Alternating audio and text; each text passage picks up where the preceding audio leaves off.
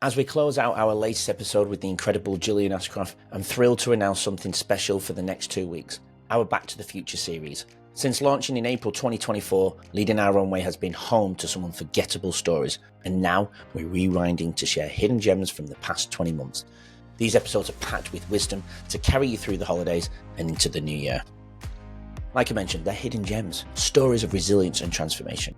And to kick things off on Monday, January 5th, here in Australia, or on Sunday, if you're in the UK, we're bringing you my inspiring conversation, amazing chat with Beck Christian, all the way from the Cotswolds in England. She's actually from where I'm from, believe it or not, but we didn't even know it's her. She is the founder of the Limitless Academy. Her story is all about breaking through limits and leading with purpose. As a massive Back to the Future fan, it just felt right. A chance to reflect, recharge, and keep leading our own way into the future. Let's start strong and make sure we don't drop off just after a few weeks and stay strong together. Let's go. Then let me just explain a great framework that you can use. Yeah. So I just mentioned a moment ago that life expectancy has gone backwards for the first time in 30 years. And the reason they believe this has happened is because of chronic disease. So we're seeing an increase in chronic disease. Now, Peter Attia puts the 4 biggest, oh, there you go. Yep, good. Outlive. Wow, yep. Brilliant book. Highly recommend anyone read it. He talks about the 4 horsemen. The 4 horsemen are the 4 biggest killers of the Western world, and these 4 chronic diseases, which is cardiovascular disease, so think heart attack, stroke, things like high blood pressure, high cholesterol, lead to those cardiovascular episodes. So heart disease, metabolic disorder, so that's mainly type 2 diabetes is the big one there. Cancer is the 3rd of the 4 horsemen.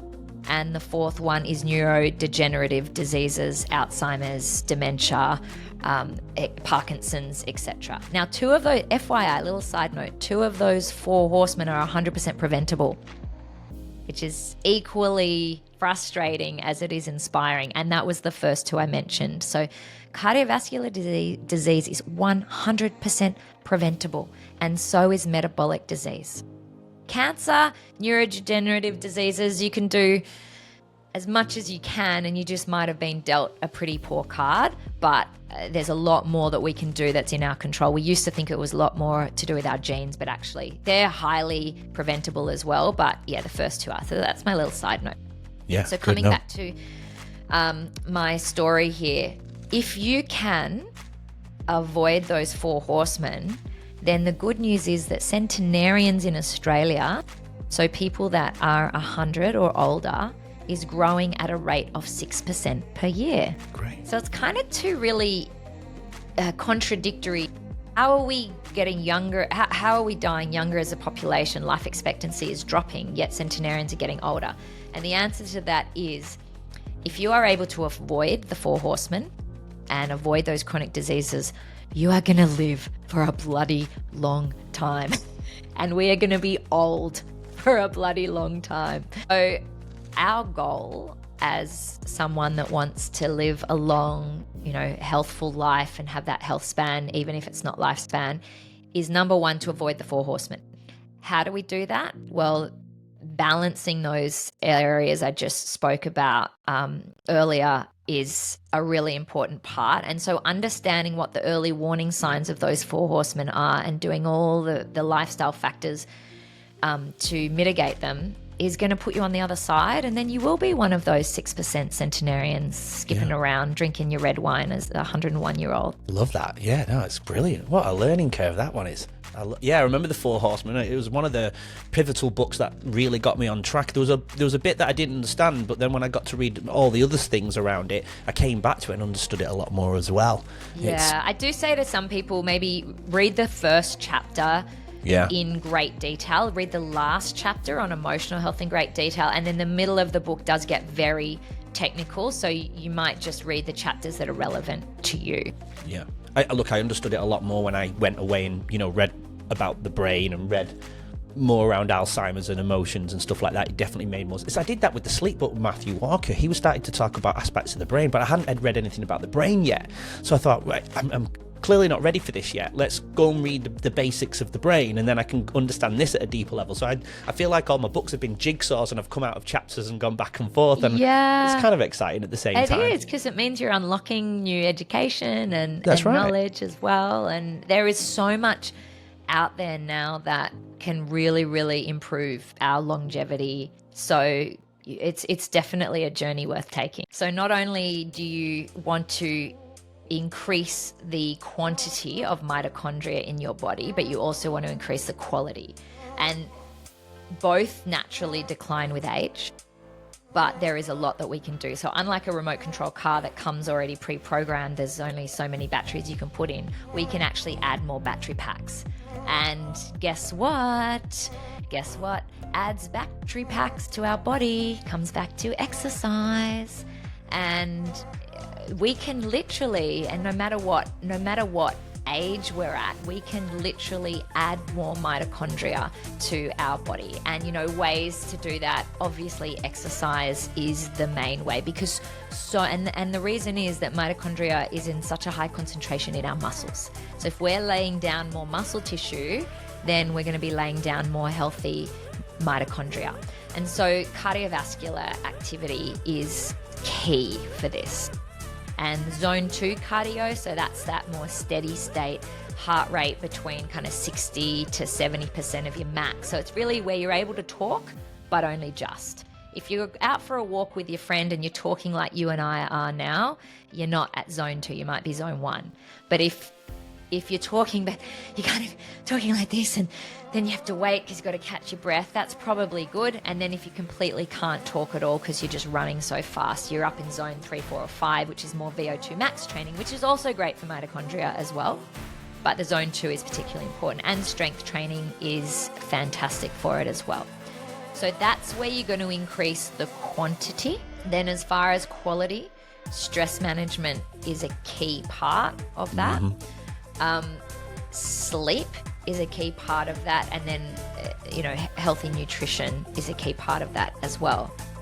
But then interestingly, on the quality of your mitochondria, there's 2 elements of mitochondria that I think it's important for us to understand, and not everyone does. It does 2 things. It does, first of all, something called biogenesis, and then it does something called mitophagy. Okay, so it's called mitobiogenesis. So that's the healthy energy production of mitochondria, and that's what gives us our energy. But the mitophagy,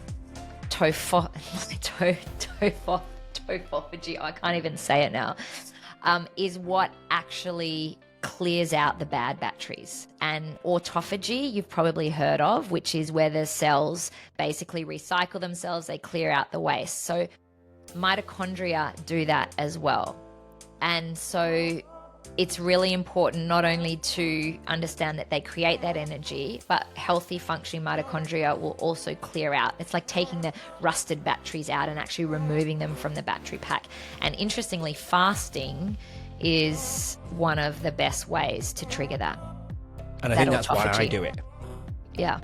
Yeah, that's predominantly why I got into that, because when I researched that, and then the benefits of how I felt after that, and it also encouraged me more to eat that when I was going to eat, to actually eat the nutrients my body needed and wanted, and I started to actually enjoy that. Then it's just started an uphill challenge, but in a good way, not let's reach for the sugar because I'm done with that. I was really motivated. It kept me disciplined, it kept me motivated, and I just started to fall in love with my self-reflection and how I felt. Think of it like a barometer, like a temperature gauge. And imagine you've got a temperature gauge, and imagine that the thermostat is set at, so that's your delta phos-B, is set at a level, and that's the level of satisfaction and stimulation. So dopamine, which is the driver, dopamine is the hormone, the seeking hormone, okay? And that's the hormone that if you've got a drug addict or a person that, is addicted to screens and whatnot, they're seeking that dopamine hit. Once that dopamine hit and the dopamine fires up to this thermostat delta phos-B level, that's when you get the high, that's when you get the satisfaction. It's the equivalent of if you go online shopping, you find the thing, you click on it, or the lion catching the prey. They eat the prey, they get their fix, and then slowly, and they feel satisfied. So what happens is with an addict or with any of these, sugar, screens, sex, gambling, alcohol, drugs, the more you have, the thermostat of delta phos-B raises higher and higher and higher. So you suddenly need more and more and more.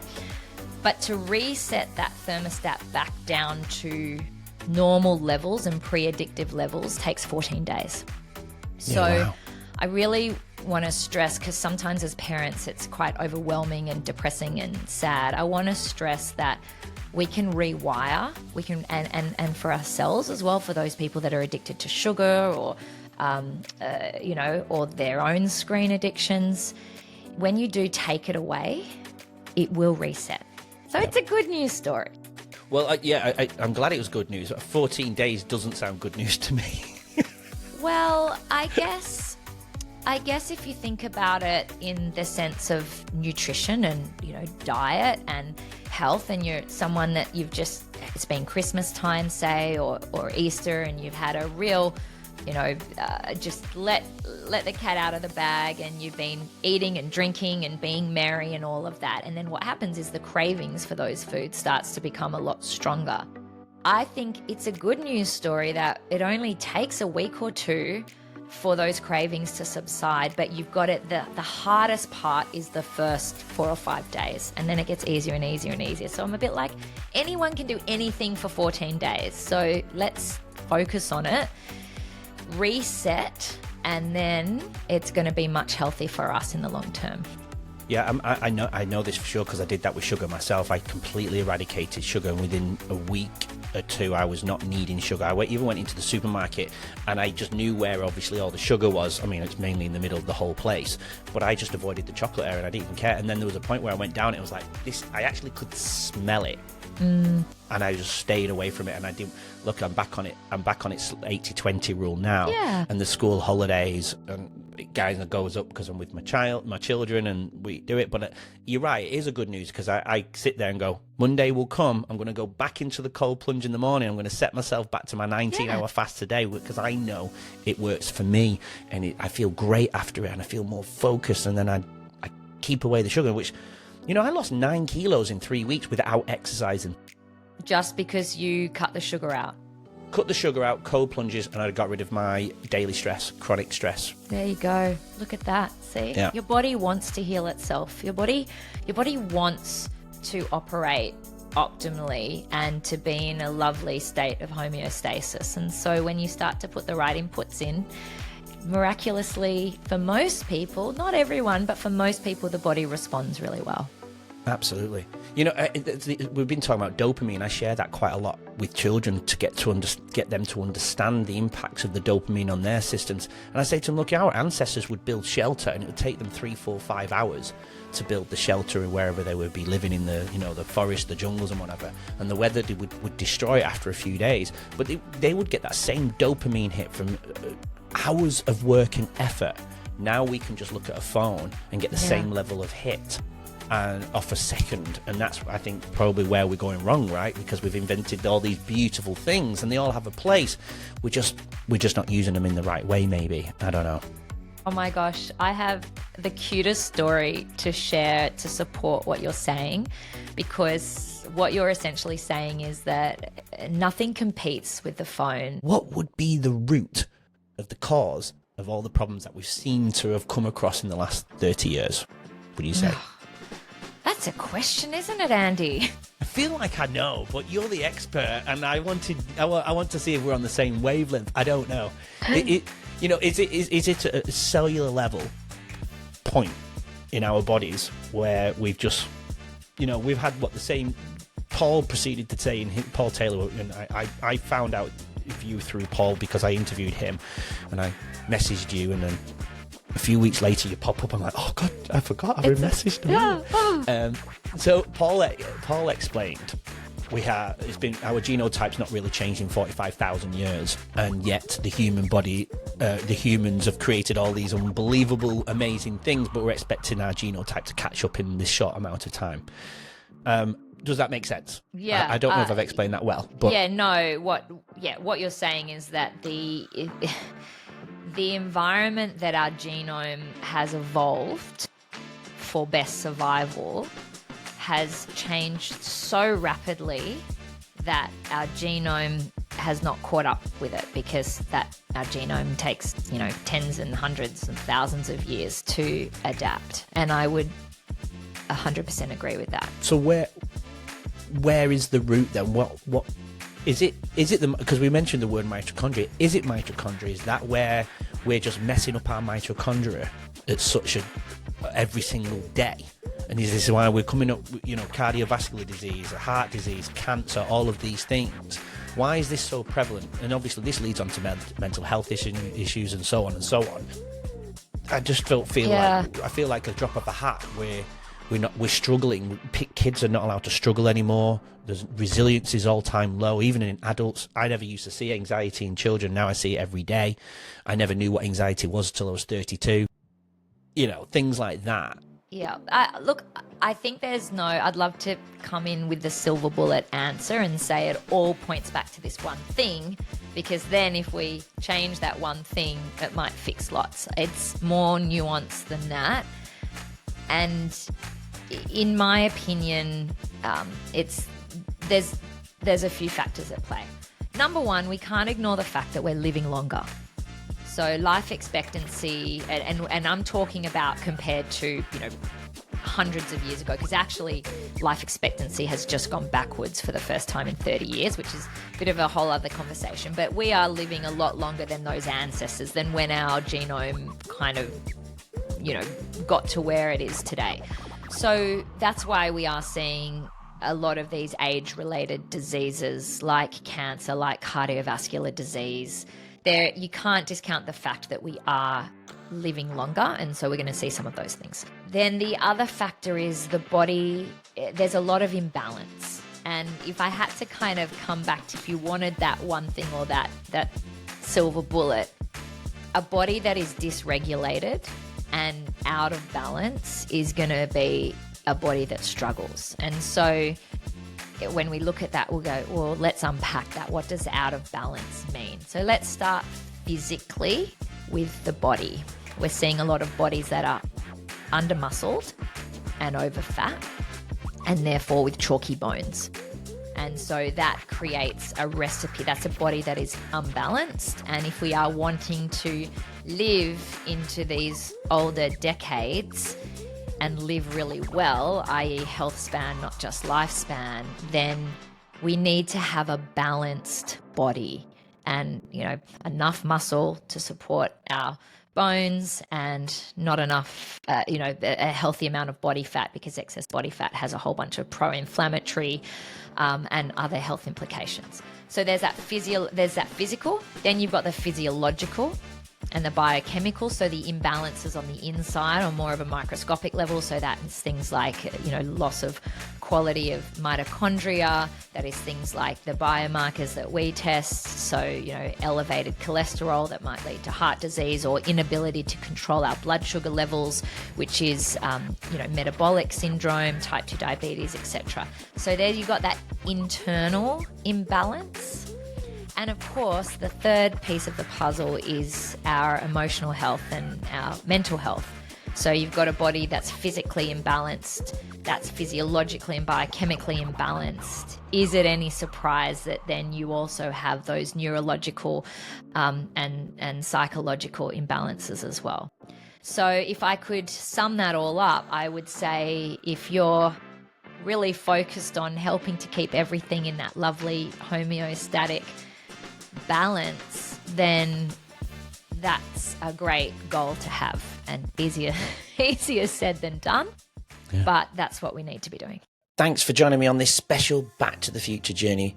Remember, we're running this series all the way through until Friday, 2nd of January. So there are plenty of gems to listen to in the Back to the Future series. If you want to hear the full episode with today's guest, just hit the links in the show notes to check out the complete conversation. Soak up the inspiration, share it with someone who needs it, and let's keep leading our own way into the future together. Stay tuned for more stories and have an amazing holiday break.